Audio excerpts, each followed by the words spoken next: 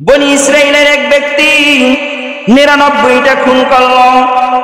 99টা খুন করার পর তার মধ্যে অনুশোচনা আসলো, আমি তো অনেক অন্যায় করেছি, জীবনে আমি অনেক পাপ করেছি, জীবনে আমি অনেক অন্যায় করেছি, আমাকে এখন ভালো হতে হবে, ভালো হওয়া দরকার। ভালো হওয়ার উপায় খুঁজতে গেল। ভালো হওয়ার জন্য সে লোকদের কাছে জিজ্ঞাসা করলো, এই যুগের সবচেয়ে বড় জ্ঞানী কে? ওই লোক যখন ভালো লোক খোঁজ করলো, লোকেরা দেখাইয়া দিল অমুক এলাকায় একজন পণ্ডিত আছে, খ্রিস্টানদের পণ্ডিত, পাদ্রী বলা হয় যাকে, খ্রিস্টানদের পাদ্রী আছে, পণ্ডিত, তুমি তার কাছে যাও। ওই লোক, ওই যুবক ওই পণ্ডিতের কাছে চলে গেলেন, গিয়ে বললেন, পণ্ডিত সাহেব, আমি জীবনে অনেক অন্যায় করেছি, আমি জীবনে অনেক গুনাহ করেছি, আমি এখন ভালো হতে চাই, ভালো হওয়ার কোনো উপায় আছে কিনা? ওই পণ্ডিত যখন শুনল 99টা খুন করেছে, অনেক গুনাহ করেছে, অনেক পাপ করেছে, অনেক অন্যায় করেছে, শুনে বলল, সর্বনাশ, তোমার আর ভালো হওয়ার কোনো সুযোগ নাই। যুবক চিন্তা করলো, আমি সারা জীবনে 99টা খুন করলাম, ভালো হওয়ার জন্য যখন কোনো উপায় নাই, আর একটা যদি খুন করি তাহলে 100 হয়ে যাবে, সুতরাং তোমার দিয়া আমি 100 পূরণ করি। যুবক ওই পণ্ডিতের খুন করলো, খুন করে 100 পূরণ করলো, 100 কোটা কি করলো? পূরণ করলো। যেহেতু ভালো হওয়ার কোনো উপায় নাই, তাহলে আমি আমার কাজ চালাইয়ে যাই। তো এই চিন্তা করে ওই পণ্ডিতকেও খতম করে ফেললো। যুবকের মধ্যে আবার অনুশোচনা আসলো, এভাবে থাকা যাবে না, এই পথ থেকে ফিরে আসতে হবে, আমাকে ভালো হতে হবে। লোকদের কাছে আবার জানতে চাইল, এই যুগের মধ্যে সবচাইতে বড় জ্ঞানীকে? লোকেরা অন্য আর এক পণ্ডিতের নাম বলল।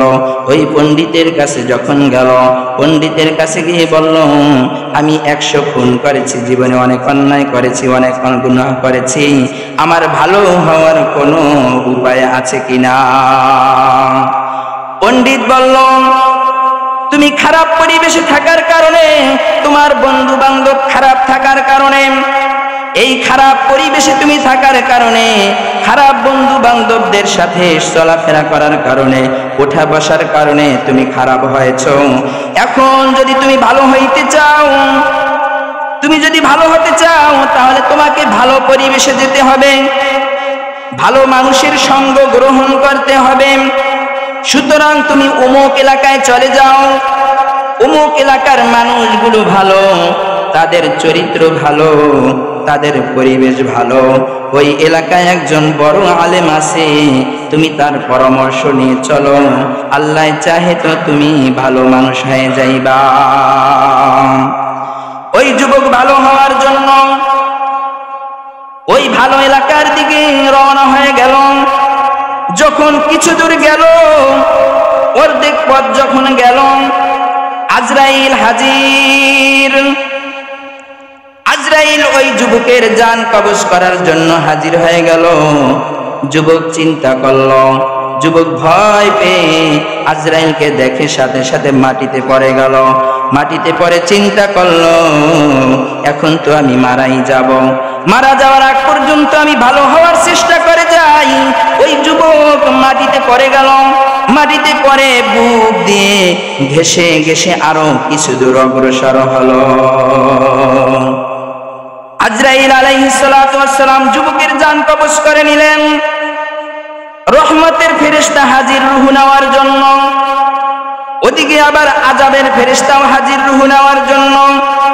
রহমতের ফেরেশতা এবং আযাবের ফেরেশতা তাদের মধ্যে ঝগড়া লেগে গেল।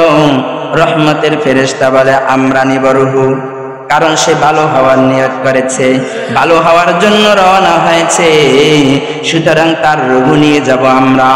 ওদিকে আযাবের ফেরেশতারা বলেন, সে ভালো হওয়ার নিয়ত করেছে কিন্তু এখনো ভালো হইতে পারে নাই, ভালো এলাকায় সে এখনো যায় নাই, সে খারাপ লোক ছিল, এখনো খারাপ আছে, সুতরাং তার রূহ আমরা নেব। তাদের মধ্যে যখন ঝগড়া হলো, ঝগড়া হওয়ার এক পর্যায়ে সিদ্ধান্ত হয়ে গেল, সে যেখানে মারা গেল এখান থেকে মাপ দেওয়া হবে। সে যে এলাকা থেকে আসছে, খারাপ এলাকা থেকে আসছে, ওই খারাপ এলাকা দূরে নাকি যে ভালো হওয়ার জন্য যেদিকে